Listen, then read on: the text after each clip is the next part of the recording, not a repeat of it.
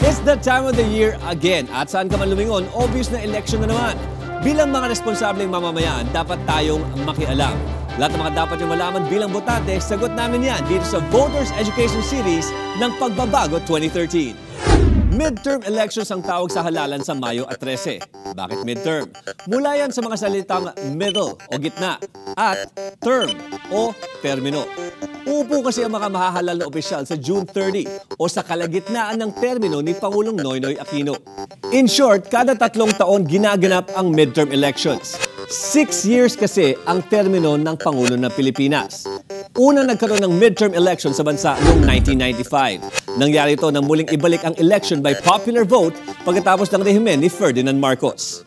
Pero tanong, bakit may midterm elections pa? Simple lang yan. Dahil sa dami ng posisyon sa gobyerno, hindi kayang pagsabay-sabayin lahat sa national election.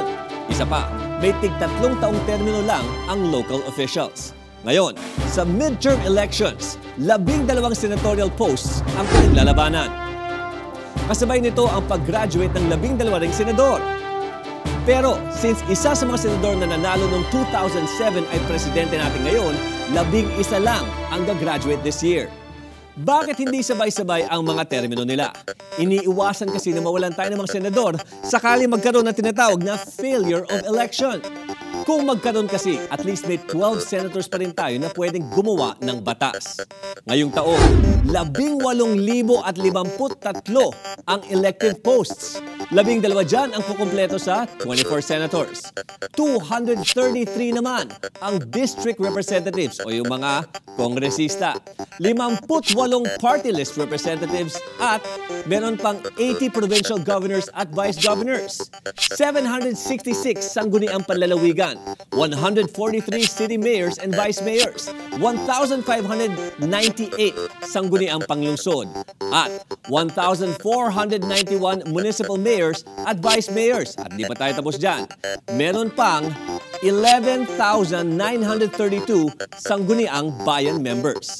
Para naman sa Autonomous Region in Muslim Mindanao, isa ang pipiliing regional governor, isang vice governor, at 24 na regional assembly.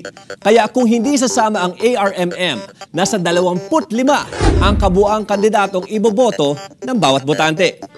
Kaya mga kapatid, ihanda na ang inyong listahan para sa ibobotong 12 senators, 1 party list representative, 1 district representative, governor, vice governor, board member, mayor, vice mayor, at 6 na councilor.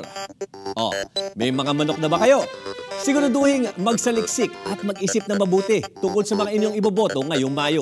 Ika nga, nasa huli ang pagsisisi. Huwag pahuli sa iba pang impormasyon tungkol sa eleksyon sa Mayo. Kaya tumutok lang dito sa Voters Education Series ng Pagbabago 2013.